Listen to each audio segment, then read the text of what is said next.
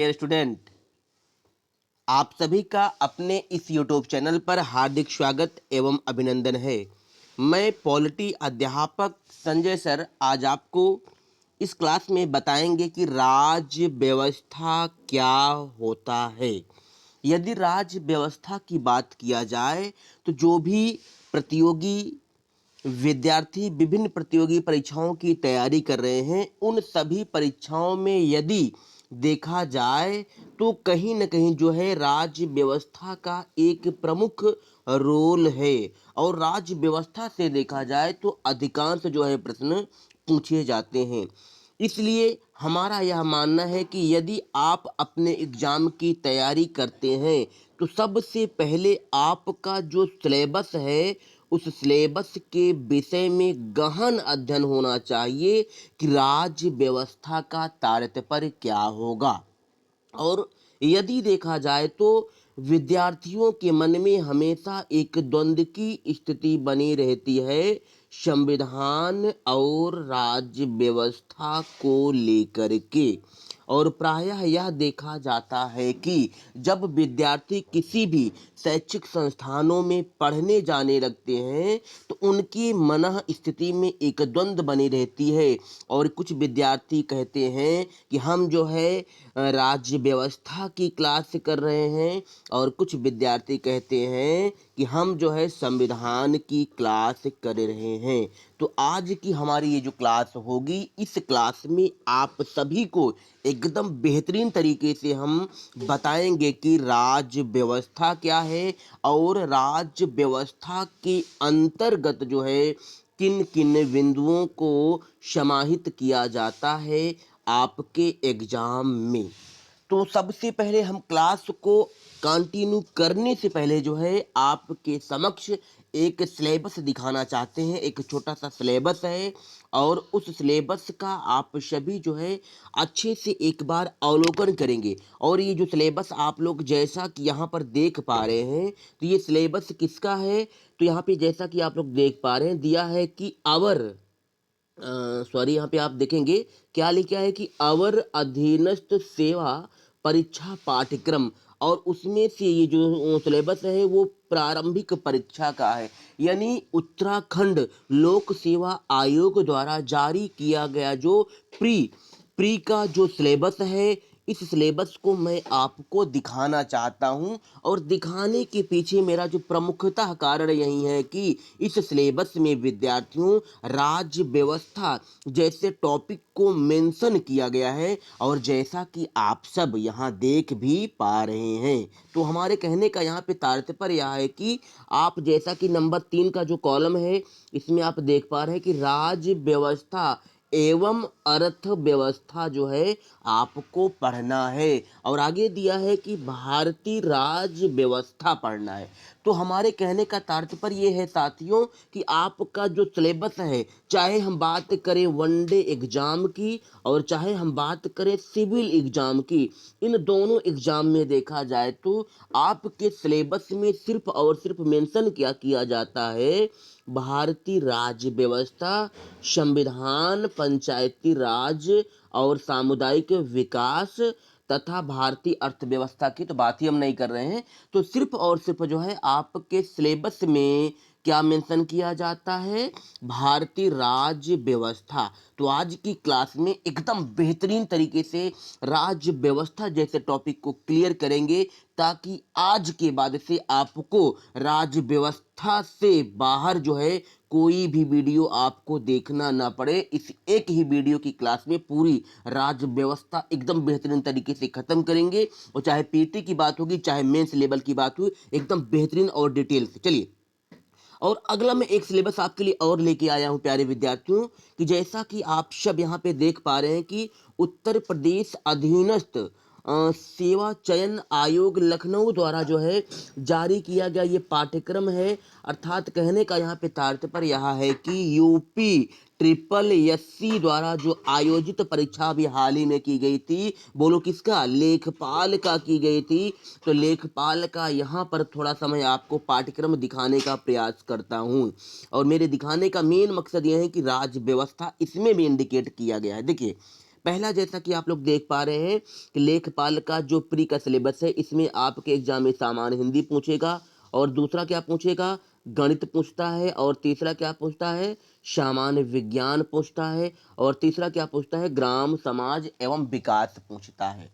तो यहाँ पे आपने यह देखा कि सामान्य ज्ञान का जो सिलेबस है, अब सामान्य ज्ञान के सिलेबस में जो है हम आपको बता रहे हैं कि सामान्य ज्ञान में जो है क्या क्या पढ़ना है। तो यहाँ पे थोड़ा सा हम नीचे आते हैं। अब पाठ्यक्रम आप लोग देख पा रहे हैं, यहाँ पे लिखा है पाठ्यक्रम, फिर सामान्य हिंदी का है और गणित का है ना। फिर आगे थोड़ा सा पेज को हम आगे बढ़ाते हैं। अब यहाँ पे आप लोग ध्यान से देखेंगे, यहाँ पे देखिए मेंशन क्या किया गया है आपके सिलेबस में। सामान्य ज्ञान के अंदर आप लोग देखेंगे मेंशन क्या है, सामान्य ज्ञान के सिलेबस में क्या क्या आप सभी को पढ़ना है। लेखपाल एग्जाम की यदि आप तैयारी करते हैं तो इसमें आप लोग जैसा कि देख पा रहे हैं, इसमें यहाँ पे ये देखिए मिल रहा है भारतीय राज्य व्यवस्था, देखने के मिल रहा होगा ना। तो भारतीय राज्य व्यवस्था इसमें भी मेंशन किया गया है। अब देखिए, यानी आपने यहाँ पर यह देखा कि आपकी विभिन्न देखा जाए तो एग्जाम में जो है राज्य व्यवस्था की कहीं ना कहीं बहुत बड़ी भूमिका और रोल होता है। तो अब हम देखते हैं कि आपके आगे बात करते हैं कि राज्य व्यवस्था क्या है। तो एक बार जो भी विद्यार्थी लाइव है वो इस सेशन को एक दूसरे के पास शेयर कर दें, ताकि और भी विद्यार्थी आपके साथ जुड़ सकें, लाभान्वित हो सकें। यदि आपको कहीं से अगर किसी भी प्रकार ये यूजफुल लगता है तो आप जो है इस सेशन को एक दूसरे के पास शेयर कर सकते हैं। चलिए अब हम कंटिन्यू करते हैं। राज्य व्यवस्था क्या है, कि एक बार आप लोग अपनी कॉपी और नोट्स को ओपन कर लें और जो है पॉइंट टू पॉइंट सारी बातों को नोट जो है करते चले। यदि जो है इस क्लास की यदि आपको पीडीएफ प्राप्त करना है तो आप क्या करेंगे, लिंक में जो है हमने जो है अपने टेलीग्राम चैनल का लिंक दिया हुआ है, वहां से आप लोग टेलीग्राम चैनल को ज्वाइन कर लें, या जो है आप हमें 700708 और 2269 पर जो है व्हाट्सअप करेंगे। यहाँ से भी जो है आपको हम जो है इसकी जो है पीडीएफ मिल जाएगी। चलिए अब देखिए दोस्तों, राज्य व्यवस्था क्या होता है, व्हाट इज अ पॉलिटी। तो पॉलिटी की यदि बात करें तो यहाँ पर जैसा कि आप लोग देख पा रहे हैं क्या दिया है, संविधान को कार्य रूप या व्यवहार में लाना ही राज्य व्यवस्था कहा जाता है। यानी दोस्तों यहाँ पे कहने का तात्पर्य यह है कि जो संविधान होता है, इसी संविधान को जब हम कार्य रूप में लाएंगे या जब हम व्यवहार में लाएंगे तो वही क्या हो जाएगा, राज्य व्यवस्था हो जाएगा। यहाँ पर थोड़ा सा आपकी मन स्थिति में द्वंद्व की स्थिति बन रही होगी कि सर भाई संविधान है तो संविधान को हम कार्य रूप में कैसे लेके आएंगे। तो आपको जो है यहाँ पर थोड़ा सा एक एग्जाम्पल पेश करते हैं और इस एग्जाम्पल के माध्यम से आपको बताते हैं, पॉइंट टू पॉइंट आप समझते चलेंगे। देखिए दोस्तों, तो मैंने जो है पहले इसके पहले मैंने जो है आपको संविधान विषय के विषय में बताया था कि संविधान क्या होता है ना। तो मैंने एक मोटा मोटा आपको बताया था कि constitution is a written document. भारत का जो संविधान है वह क्या होता है, एक लिखित दस्तावेज होता है ना। मैंने तो ये बात बताया था आपको। अब जैसे मैं बात करता हूँ कि आर्टिकल जो 17 है, तो आर्टिकल 17 में क्या लिखा गया है, एंड ऑफ अनटचेबिलिटी की बात की गई है, अर्थात अस्पृश्यता की समाप्ति की बात की गई है। अब देखिए भाई, ये आर्टिकल 17 तो संविधान हो गया ना। अब इस संविधान को हम कार्य रूप में कैसे लाएंगे ना, ध्यान समझेंगे आप लोग। देखिए यहाँ पे आपके समक्ष जो है एक प्रश्न उठ रहा होगा कि अस्पृश्यता क्या होती है, और यदि कोई व्यक्ति किसी व्यक्ति के साथ अस्पृश्यता करता है तो उसके लिए दंड क्या होगा। जैसे मान लीजिए कि आप लोग हैं और आप लोग यदि किसी सैलून की दुकान पे जाते हैं तो वहाँ पे जो सैलून वाला है वह किसी व्यक्ति का बाल तो काटता है और आपके साथ कहीं ना कहीं जो है वह भेदभाव करता है और आपका बाल काटने से मना कर देता है। तो बताइए, ये आपके साथ छुआछूत के आधार पर भेदभाव कर रहा है, तो इस भेदभाव के लिए दंड क्या होगा और इसके लिए जो है कानून क्या क्या है। यानी इसको जो है आर्टिकल जो 17 है, इसको व्यवहार में कौन लाएगा, तो वो व्यवहार में लाने का जो कार्य करेगा वह राज्य व्यवस्था व्यवस्था ही करेगी। एक और एग्जाम्पल आपको बताते हैं। देखिए अभी कुछ दिनों पहले आपने देखा था कि कोविड-19 का दौर था और उस कोविड-19 की दौर में देखा जाए तो कुछ व्यक्ति क्या थे, कोरोना जो पॉजिटिव होते थे, तो जो पॉजिटिव होते थे उनको एक अतिरिक्त कमरे में जो है आइसोलेट कर दिया जाता था और कहीं न कहीं उनके साथ भी देखा जाए तो क्या किया जाता था बोलो, आर्टिकल 17 के अकॉर्डिंग भेदभाव किया जाता था। उनको एक अतिरिक्त कमरे में आइसोलेट किया जाता था और खाना वगैरह उनको देर दूर से ही टिफिन वगैरह दे दिया जाता था, वो खाना पीना खाते थे। तो क्या क्या ये भी जो कोरोना पॉजिटिव थे, क्या ये भी जो है एक भेदभाव की श्रेणी में आएगी? तमाम प्रकार के प्रश्न जो है आपके समक्ष संविधान से रिलेटेड निकल रहे हैं। तो यहाँ पे हमारे कहने का मेन तात्पर्य यह था कि ताकि जो है आपकी मन स्थिति में इस बात को अच्छे से समझ में आ जाए। तो हमारे कहने का तात्पर्य ये था कि दोस्तों, ये जो संविधान है, संविधान को व्यवहार में लाने का जो कार्य करती है वह राज्य व्यवस्था करती है। अर्थात जो आर्टिकल 17 थी, इस आर्टिकल 17 को एकदम व्यवहारिक रूप में लाने का कार्य जो है राज्य व्यवस्था करेगी। अभी आगे आपको और डिटेल में बताएंगे कि कैसे क्या चीजें होंगी। चलिए यहाँ पे आप लोग पॉइंट टू पॉइंट सारी बातों को नोट करिए। चलिए अब हमने क्या बताया था कि संविधान को कार्य रूप में लाना ही राज्य व्यवस्था कहा जाता है। इस तरह संविधान सिद्धांत है और राज्य व्यवस्था व्यवहार है। यदि बात किया जाए पेशियस प्री एग्जाम में तो ये प्रश्न पूछा जाता है कि संविधान जो है ये सिद्धांत होगा कि व्यवहार होगा, तो आप लोग अच्छे से यहाँ पे नोट कर लें। कॉन्स्टिट्यूशन क्या होगा, एक सिद्धांत होगा और राज्य व्यवस्था क्या होगा, एक व्यवहार होगा। चलिए अब आगे देखते हैं। अब आगे लिखा है राज्य व्यवस्था का मोटा मोटा अर्थ जो है किससे होगा, राज्य की व्यवस्था से है। अब प्रश्न उठता है कि राज्य क्या है। इन राज्य व्यवस्था को भली प्रकार से समझने के लिए हमें राज्य को जानना आवश्यक है, क्योंकि राज्य व्यवस्था में देखा जाए तो कहीं न कहीं जो है राज्य शब्द का एक प्रमुख रोल होता है। अब हम अगली क्लास में आगे आप लोग देखेंगे, पीडीएफ मिल आपके सामने रखी जाएगी कि राज्य क्या है। ध्यान से आप लोग समझेंगे। देखिए राज्य की बात किया जाए तो स्टेट जो होता है ये क्या होगा, यहाँ पे आप लोग नोट करेंगे। देखिए जो राज्य है तो राज्य जो है एक अमूर्त अवधारणा है। अतः राज्य को हम इसके निम्नलिखित तथ्यों से समझ सकते हैं। अब हम देखेंगे कि जो राज्य होता है तो राज्य के तत्व क्या है, यानी राज्य को भली प्रकार से समझने के लिए हमें राज्य के तत्व समझना होगा। राज्य के तत्व का तात्पर्य यहाँ पर यह है कि यदि हमें किसी भी भूभाग में राज्य का गठन करना है तो वहाँ पर जो है 4 चीजें आवश्यक हैं। अब उन 4 चीजों में देखेंगे क्या क्या आवश्यक है। तो उसमें जो है सबसे पहली चीज क्या आवश्यक है, वहाँ पे जो है जनसंख्या होनी चाहिए। और दूसरी चीज क्या है, वहाँ पर जो है भूभाग होना चाहिए। और तीसरी चीज जो है वहाँ पर सरकार होनी चाहिए। और चौथी चीज जो है वहाँ पर संप्रभुता होनी चाहिए।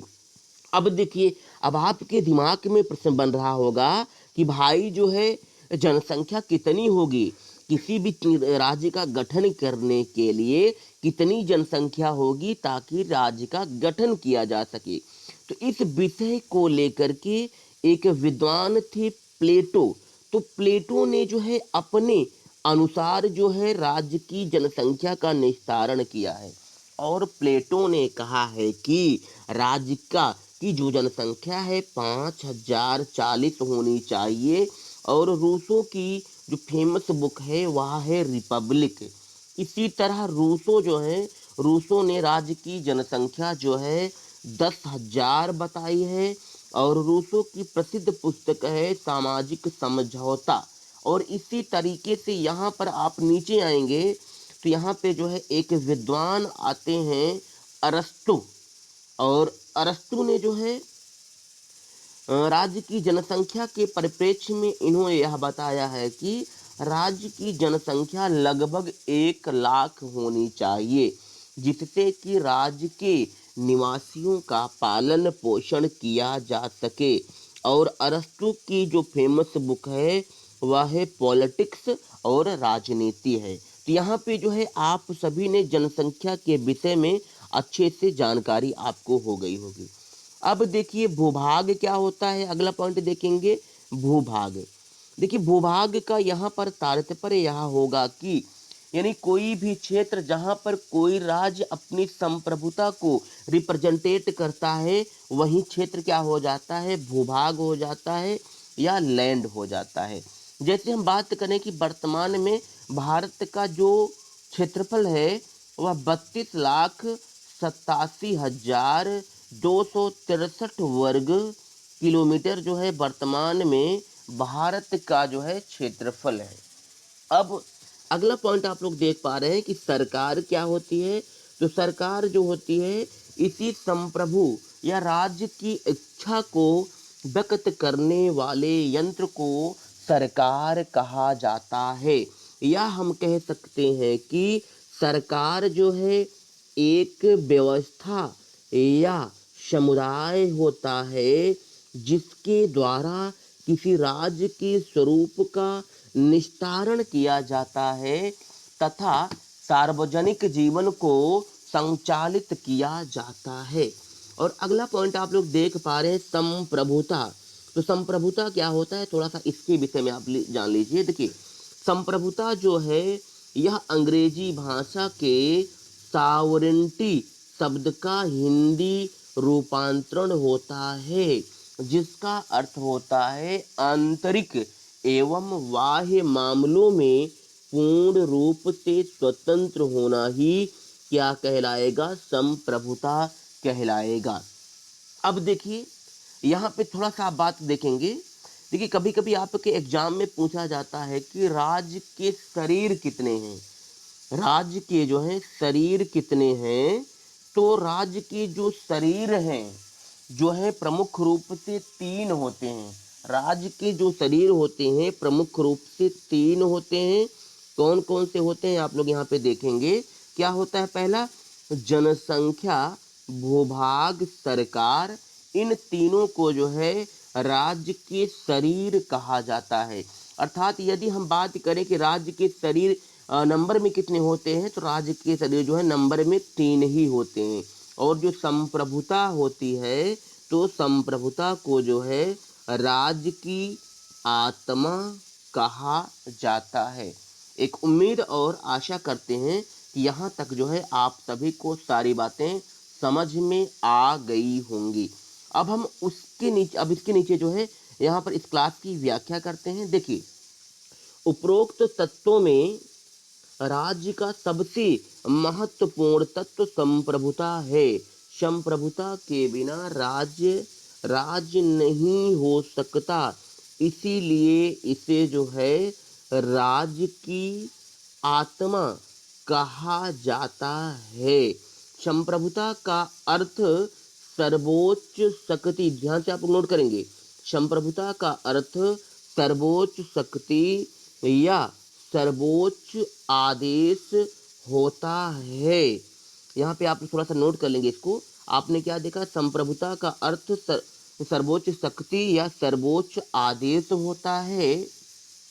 यहाँ सर्वोच्च शक्ति का अर्थ आंतरिक या बाह्य हस्तक्षेप से मुक्ति है।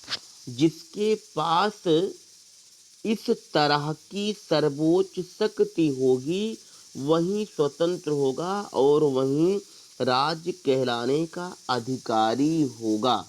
अब यहाँ पे थोड़ा सा नीचे आएंगे, आप लोग देखेंगे कि जैसे हम बात करें कि 15 अगस्त 1947 से पहले भारत में जनसंख्या, भूभाग, सरकार तीनों तत्व मौजूद थे, लेकिन संप्रभुता या जो सर्वोच्च शक्ति थी यह ब्रिटेन के पास गिरवी पड़ी थी। ब्रिटेन ही भारतीयों को आदेश देता था, इसलिए भारत ब्रिटेन का गुलाम या उपनिवेश था। और 15 अगस्त 1947 को यह संप्रभुता जा करके हासिल हुई। इस तरीके से आप सभी ने जो है यहाँ पर जो है राज्य व्यवस्था को भली प्रकार से समझने के लिए आपने देखा। अब हम बताते हैं कि राज्य व्यवस्था का एक और सटीक और डिफिनेशन देते हैं। यहाँ पे थोड़ा सा आप लोग समझेंगे। देखिए यहाँ पे जो ये कोटेशन है बहुत ही महत्वपूर्ण है, इसको आप लोग जो है अच्छे से नोट डाउन कर लेंगे। चलिए देखिए, राज्य व्यवस्था संविधान का व्यवहारिक रूप है। संविधान को लागू करने के क्रम में जो विषय व मुद्दे उभर कर सामने आते हैं उन्हें समग्र रूप में राज्य व्यवस्था कहते हैं। और इसमें मूलभूत जो है 3 तत्व शामिल होते हैं।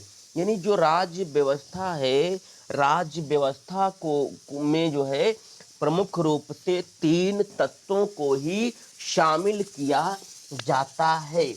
अब इसमें हम देखेंगे कि 3 तत्व कौन कौन से होते हैं।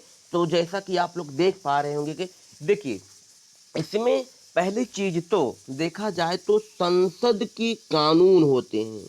यानी संसद जो कानून बनाती है उस कानून को जो है राज्य व्यवस्था में समाहित किया जाता है। और दूसरा है न्यायालय के निर्णय। और तीसरा जैसा कि आप लोग देख पा रहे हैं संवैधानिक संस्थाएं हैं।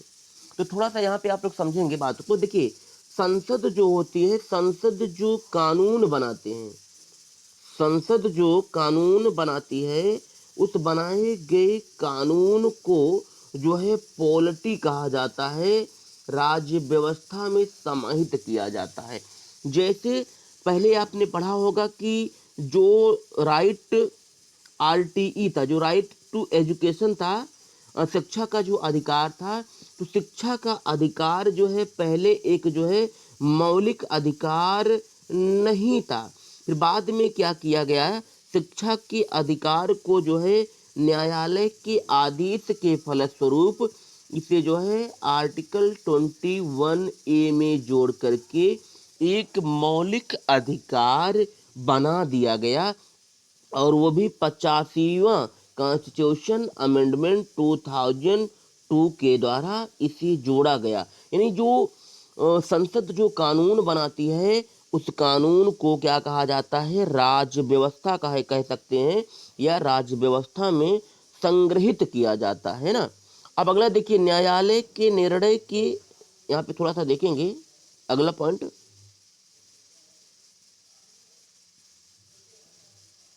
हाँ देखिए, अगला है कि न्यायालय के निर्णय, यानी संसद भाई जो कानून बनाती है उस कानून को किसके आदेश पर बनाएगी, तो न्यायालय के आदेश पर बनाएगी। अब उस न्यायालय के आदेश में जो है सुप्रीम कोर्ट भी समाहित हो सकता है और हाई कोर्ट भी आ सकता है। ये दोनों बातें उम्मीद करते हैं आपको समझ में आ गई होगी।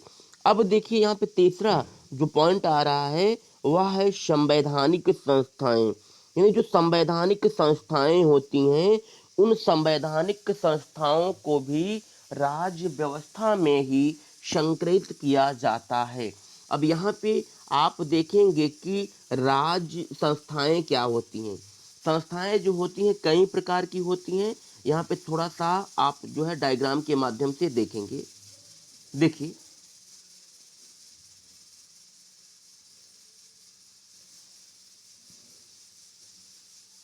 चलिए देखिए, संस्थाएं जो होती हैं प्रमुखतः देखा जाए तो 3 प्रकार की संस्थाएं हैं वर्तमान में।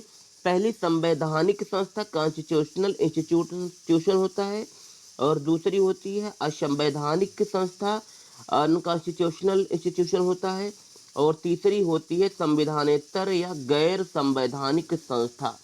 इस प्रकार से आपने 3 जो है संस्थाओं के विषय में यहाँ पर देखा। और जो संविधानेतर संस्था होती है इसे एक्स्ट्रा कॉन्स्टिट्यूशनल संस्था कहा जाता है। अब देखिए, यहाँ पे जो संविधानेतर संस्था होती है, यह देखा जाए तो दो प्रकार की होती है। पहला क्या है, सांविधिक, यहाँ पे थोड़ा सा पहला क्या है, वह सांविधिक स्टैट्यूटरी संस्थाएं होती हैं, और जो दूसरी होती है वह कार्यकारी संस्थाएं होती हैं, जिसे कहा जाता है एग्जीक्यूटिव संस्था। अब देखिए, यहाँ पे मेरे कहने का और बताने का तात्पर्य यह था कि आपके एग्जाम में कभी कभी प्रश्न पूछा जाता है दोस्तों कि नीति आयोग या नीति जो योजना है या जो आयोग है, यह कैसी संस्था होगी, ये बताओ, सांविधिक संस्था होगी कि कार्यकारी संस्था होगी, आप लोग कमेंट के माध्यम से बताएं। या कभी कभी पूछा जाता है कि वित्त आयोग कैसी संस्था होगी, या सांविधिक होगी कि कार्यकारी संस्था होगी।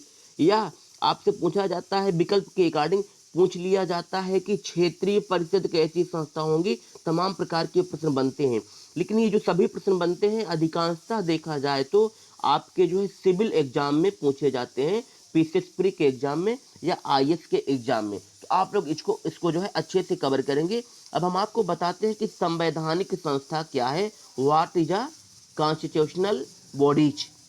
ध्यान से आप लोग समझेंगे। देखिए, मैंने यहाँ पे जो आपको स्क्रीनशॉट मैंने यहाँ पे दिया है, ये जो स्क्रीनशॉट है मैंने जो है विकिपीडिया से इसको डाउनलोड किया था, और विकिपीडिया से वहाँ से स्क्रीनशॉट मैंने यहाँ पे इसको रखा है ना। अब देखिए, यहाँ पे आप देखेंगे कि संवैधानिक संस्था की परिभाषा क्या हो सकती है, तो ध्यान से आप लोग समझेंगे। देखिए, ये वे संस्था होती हैं जिनका उल्लेख भारत के संविधान में किया गया है, और इसीलिए इन्हें स्वतंत्र और अधिक शक्तिशाली माना जाता है। यानी कहने का तात्पर्य यह है कि वे संस्थाएं जिनका उल्लेख जो है संविधान के किसी भाग या किसी आर्टिकल में किया गया है, हम उसे कहेंगे संवैधानिक संस्था।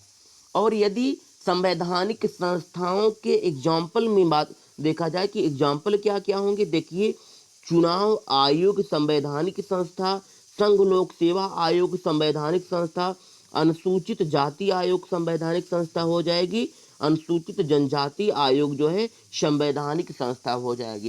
क्योंकि जैसे चुनाव आयोग की बात किया जाए तो आर्टिकल 324 से 329 में जो है चुनाव आयोग के विषय में बताया गया है। वह भी कौन से भाग में, तो भाग जो है 15, संविधान का जो है भाग 15, इसमें जो है चुनाव आयोग के बारे में गठन किया गया है। इसी तरीके से अब हम आगे चलते हैं, और यहाँ पे जो है संवैधानिक संस्थाएं जो हैं, संवैधानिक संस्थाओं की एक लिस्ट आपके समझ रख रहे हैं ताकि आपको आसानी से याद हो जाए। देखिए, क्योंकि आपके एग्जाम में पूछे जाते हैं कि ये संस्थाएं संवैधानिक कौन सी है, कौन सी असंवैधानिक क्या होती है। देखिए, यहाँ पे पहला, जैसा कि आप लोग देख पा रहे हैं, पहला जैसा आप लोग देख पा रहे हैं कि चुनाव आयोग जो है, तो चुनाव आयोग एक संवैधानिक संस्था होगी, क्योंकि चुनाव आयोग का मेंशन जो है आर्टिकल 324 में किया गया है। और वर्तमान अध्यक्ष देखा जाए तो सुनील अरोड़ा, नहीं, यहाँ पे थोड़ा सा ये जो है पुराना डाटा है, और वर्तमान में हो गए हैं राजीव कुमार। वर्तमान में राजीव कुमार क्या है, चुनाव आयुक्त हैं। चलिए, इसके पहले कौन थे, सुनील अरोड़ा जी थे। तो ये पहला हो गया। अब हम इसी तरीके से अगला देखते हैं कि संवैधानिक संस्थाओं की अगली सूची में देखते हैं।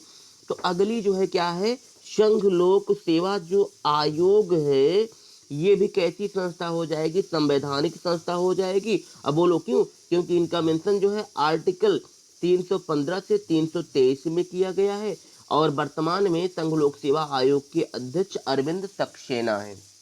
और इसी तरीके से जो राज्य लोक सेवा आयोग है, तो राज्य लोक सेवा आयोग भी जो है एक संवैधानिक संस्था होगी, और इनका मेंशन अनुच्छेद 315 से 323 में किया गया है। और जो राज्य लोक सेवा आयोग होता है, यह प्रत्येक राज्यों के लिए होता है।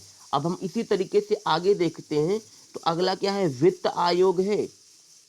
कभी कभी पूछ लेता है ना, वित्त आयोग कैसी संस्था है, तो वित्त आयोग जो है, वित्त आयोग भी एक संवैधानिक संस्था होगी। क्यों होगी, क्योंकि बोलो, इनका मेंशन जो है अनुच्छेद 280 में किया गया है, और वर्तमान में वित्त आयोग के अध्यक्ष डॉक्टर वाई बी रेड्डी हैं। और यहीं पे आपको स्मरण रखना है कि प्रथम वित्त आयोग के अध्यक्ष कौन थे, तो केसी नियोगी प्रथम जो है वित्त आयोग के अध्यक्ष थे। अब हम चलते हैं अगली बात करते हैं। आपने संवैधानिक संस्था के बारे में यहाँ पर आपने अच्छे से देखा। अब हम बात करते हैं असंवैधानिक संस्थाओं के विषय में। फिलहाल अभी और मैंने लिस्ट आपके लिए रखा है। अब देखिए दोस्तों, अगला हम बात करते हैं कि जो है राष्ट्रीय अनुसूचित जाति आयोग जो है, यह भी एक संवैधानिक संस्था होगी, क्योंकि इनका मेंशन अनुच्छेद 280 में किया गया है और वर्तमान में राम शंकर कठेरिया जो है इसके अध्यक्ष हैं। और अगला आप जैसा कि देख पा रहे हैं, राष्ट्रीय अनुसूचित जनजाति आयोग है और इनका मेंशन जो है किस आर्टिकल में किया गया है, तो अनुच्छेद 338 आ में है और वर्तमान में जो है नंद कुमार साय इसके अध्यक्ष हैं। और इसी तरीके से तीसरा आप देख पा रहे, भारत के नियंत्रक महालेखा परीक्षक का जो पद है, यह भी एक संवैधानिक पद होता है और इनका मेंशन जो है किस में किया गया है, तो आर्टिकल जो है 148 में किया गया है और राजीव महर्षि वर्तमान में कैग हैं। यहाँ पे थोड़ा सा भाई ये पुराना डाटा है आपके समझ, आप ध्यान देखें, ये पुराना डाटा है और वर्तमान में जो CAG है वह गिरीश चंद्र मुर्मू है। ये पुराना डाटा मैं आपको बार बार बता दे रहा हूँ, ये पुराना डाटा है। चलिए अब आगे हम बात करते हैं। अब आपने तो यहाँ पे संवैधानिक संस्था के विषय में आपने अच्छे से देखा। अब हम बात करते हैं कि असंवैधानिक संस्थाएं क्या होती हैं, तो इसको आप लोग अच्छे से कवर करेंगे। असंवैधानिक संस्था क्या होती है, इसको अच्छे से आप लोग कवर करेंगे। तो यहाँ पे देखिए, ऐसी संस्थाएं जो संविधान विरोधी हैं उन्हें असंवैधानिक संस्था कहा जाता है। यानी यहाँ पर आपने क्या देखा दोस्तों, कि ऐसी संस्थाएं जो संविधान विरोधी हैं, यानी कहने का तात्पर्य यह है कि संविधान जो है इन संस्थाओं को ओपन करने के लिए, इन संस्थाओं को खोलने के लिए जो है अपनी सहमति प्रदान नहीं करता है। इसीलिए ये क्या हो जाएंगी, असंवैधानिक जो संस्था होगी, अनकॉन्स्टिट्यूशनल इंस्टीट्यूशन जो होगा, ये संविधान विरोधी कहा जाएगा। अब देखिए, जैसे कुछ आतंकवादी जो गतिविधियां होती हैं, आतंकवादी जो कुछ जो संगठन होते हैं, ये सब क्या हो जाएंगे, असंवैधानिक संस्थाएं हो जाएंगी। अब नीचे थोड़ा सा आप लोग देखेंगे, भारत में असंवैधानिक संस्था बनाने की अनुमति नहीं देता है, लेकिन व्यवहार में असंवैधानिक संस्था बनती है और बहुत बुरी तरह प्रभावी कार्य करती है। प्रायः आतंकवादी संगठन असंवैधानिक संस्था कहलाती है। मैंने देखो यहाँ पे नीचे सीधा सीधा लिख दिया है, आपको बहुत ही अच्छे से आप नोट करेंगे। मैंने सीधा पॉइंट दिया, यहाँ पे देख रहे हैं ना आप लोग, कि प्रायः आतंकवादी संगठन ही क्या कहलाती है, असंवैधानिक संस्थाएं कहलाती हैं। बहुत ही स्टार है, आप लोग अच्छे इसको समझ लेंगे। चलिए अब हम असंवैधानिक जो संस्थाएं हैं इनमें कुछ एग्जाम्पल आपको बताते हैं। देखिए, मैंने जो है आपके सामने यहाँ पर कुछ स्क्रीनशॉट रखा है। इसमें जैसा कि मैंने जो स्क्रीनशॉट रखा है, पहले चीज तो आप जान लीजिए कि वेब दुनिया एक जो है साइड है, उसी के जो है विकिपीडिया से मैंने इसको यहाँ पे आपके समझ रखा है। देखिए, असंवैधानिक संस्थाओं की सूची में देखा जाए तो वर्तमान में देखा जाए तो 10 बड़े आतंकवादी संगठन बनाए गए हैं जो जिससे जो है दुनिया दहशत में है। अब ये असंवैधानिक संस्था हो जाएगी। जैसा आप लोग यहाँ पे देख पा रहे होंगे कि दुनिया के सबसे खतरनाक और निर्दयी आतंकवादी संगठन ISI, ये सब डाट डाट आप लोग देख पा रहे हैं। अब देखिए, आतंकवादी संगठनों में जो है पहला कौन सा संगठन जो है, तो आप लोग देख पा रहे हैं पहला संगठन क्या है कि Islamic state in Syria and Iraq, ISI जो है, इसके अबू बकर अली क्या है, बगदादी द्वारा स्थापित किया गया है। तो एक प्रकार से यह क्या है, एक असंवैधानिक संस्था है, अनकॉन्स्टिट्यूशनल इंस्टीट्यूशन है। अब इसी तरह से हम आगे बात करते हैं कि अगली जो है संस्थाएं कौन कौन सी हैं। तो यहाँ पे देखेंगे दूसरे नंबर पे आप जैसा कि देख पा रहे हैं कि जो है अल कायदा, जैसा आप लोग देख पा रहे हैं कि अल कायदा जो है दुनिया का पहला ऐसा संगठन है जिसने अपने आतंकवादियों को हाईटेक और टेक सेवा बनाया। तो आप ये भी देख सकते हैं असंवैधानिक संस्था है। और तीसरे नंबर पे आपको मैंने एग्जाम्पल आपके समक्ष रखा है कि लश्कर ए तैयबा, ये पाकिस्तानी जो है एक आतंकवादी एजेंसीज हैं। तो यह भी एक जो है असंवैधानिक संस्था हो जाएगी। और पांचवें नंबर पे आप जैसा कि देख पा रहे हैं कि बोको हराम, यह भी जो है एक असंवैधानिक संस्था है। और ये कहाँ की है? नाइजीरिया का है ना। और चलिए इसी तरीके से और कुछ है जैसे आप लोग देख पा रहे हैं पाकिस्तान तालिबान, अल नुसरा फ्रंट, जमाह इस्लामिया, आज आपने यहाँ पे देख सकते हैं अल कायदा, ये सब आप देख सकते हैं, ठीक है ना। ये आपने देखा, मैंने इसको कहाँ से लिया था? तो विकिपीडिया, यहाँ पे थोड़ा सा आप देख लेंगे, अच्छे से कवर कर लेंगे। यहाँ पे मैंने जो है इसका जो यहाँ पे स्क्रीनशॉट रखा था, वेब दुनिया, देखिए हिंदी में एक समाचार पत्र प्रकाशित होता है, तो मैंने जो है ये स्क्रीनशॉट जो है यहीं से इसको लिया था और मैंने आपके समक्ष रखा। चलिए अब हम बात करते हैं, आपने संवैधानिक संस्था देख लिया, संवैधानिक संस्था देख लिया, अब हम बात करते हैं कि संविधानेतर संस्था या गैर संवैधानिक संस्था। तो इसके विषय में आप थोड़ा सा देखेंगे, यहाँ पे क्या लिखा है कि वह शक्ति जो संविधान में सम्मिलित नहीं है, बता दें कि योजना आयोग एक संविधानेतर संस्था है क्योंकि इसका संविधान में कोई उल्लेख नहीं है। यानी ऐसी संस्थाएं जिनका उल्लेख जो है संविधान में नहीं रहता है, अर्थात संविधान के किसी भाग या किसी अनुच्छेद में इनका उल्लेख नहीं रहता है, वे संस्थाएं संविधानेतर या गैर संवैधानिक संस्थाएं कहलाती हैं। अब हम यहाँ पे गैर संवैधानिक संस्था की परिभाषा बता देते हैं, थोड़ा सा मिला जुला रूप है संवैधानेतर और गैर संवैधानिक जो है आपस में मिले जुले हैं। यहाँ पे देखेंगे आप लोग, तो गैर संवैधानिक संस्थाएं क्या होती हैं, ध्यान से समझेंगे। गैर संवैधानिक या अतिरिक्त संवैधानिक संस्था समान ही होते हैं। ये संस्थाएं देश के संविधान में लिखित नहीं हैं, अर्थात इनके गठन के लिए केंद्र सरकार को संसद में बिल पास करना पड़ता है। अतः ऐसे निकाय गैर संवैधानिक निकाय होते हैं जो कि किसी विशेष उद्देश्य की पूर्ति के लिए गठित किए जाते हैं। अब इसमें से आप लोग देखेंगे कुछ एग्जाम्पल्स हैं, जैसे केंद्रीय जांच ब्यूरो एक संवैधानिक संस्था नहीं है क्योंकि इसकी स्थापना 1963 में गृह मंत्रालय के एक प्रस्ताव द्वारा की गई थी। इसका काम देश में अपराध, घोटाला और इंटरनेशनल क्राइम की जांच करना है। अब हम कुछ एग्जाम्पल यहाँ पे आपको बता रहे हैं कि गैर संवैधानिक संस्थाओं की सूची में क्या क्या आ जाएंगे, ध्यान से आप लोग समझेंगे। देखिए इसमें पहला चीज तो आप देख पा रहे हैं, ये लिस्ट मैं आपकी समझ दे रहा हूँ, आप लोग पॉइंट टू पॉइंट सारी बातों को नोट करते चलें। यदि स्क्रीनशॉट की आपको ज़रूरत है या पीडीएफ की ज़रूरत है तो आप जो है हमारे नंबर पर व्हाट्सअप कर सकते हैं या टेलीग्राम से आप सभी जुड़ सकते हैं। देखिए नीति आयोग जो है वर्तमान में इसके अध्यक्ष कौन है? नरेंद्र मोदी हैं। और 1 जनवरी 2015 को नीति आयोग का गठन किया गया था और योजना आयोग जो था, इसी योजना आयोग का परिवर्तित रूप है नीति आयोग। ये भी क्या है? एक गैर संवैधानिक संस्था है क्योंकि इनका मेंशन संविधान के आर्टिकल में या भाग में नहीं है। और अगला देख पा रहे राष्ट्रीय विकास परिषद, तो राष्ट्रीय विकास परिषद के भी अध्यक्ष नरेंद्र मोदी ही हैं।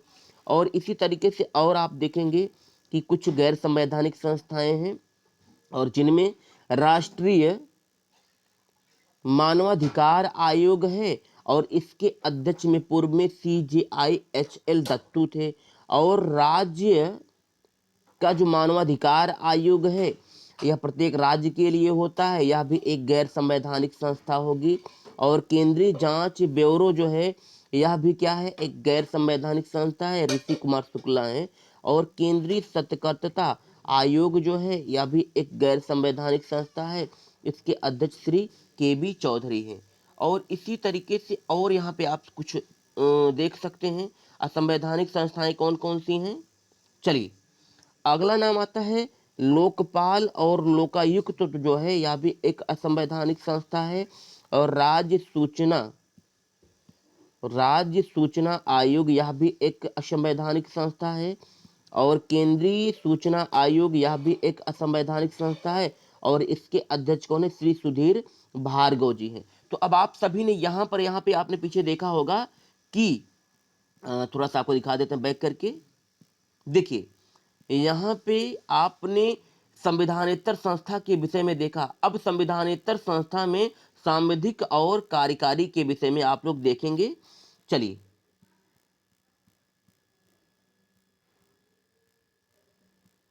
थोड़ा सा, हाँ देखिए अब सांविधिक निकाय क्या होता है, बहुत ही महत्वपूर्ण है, क्योंकि जो है सिविल एग्जाम में बार बार ये पूछा जाता है।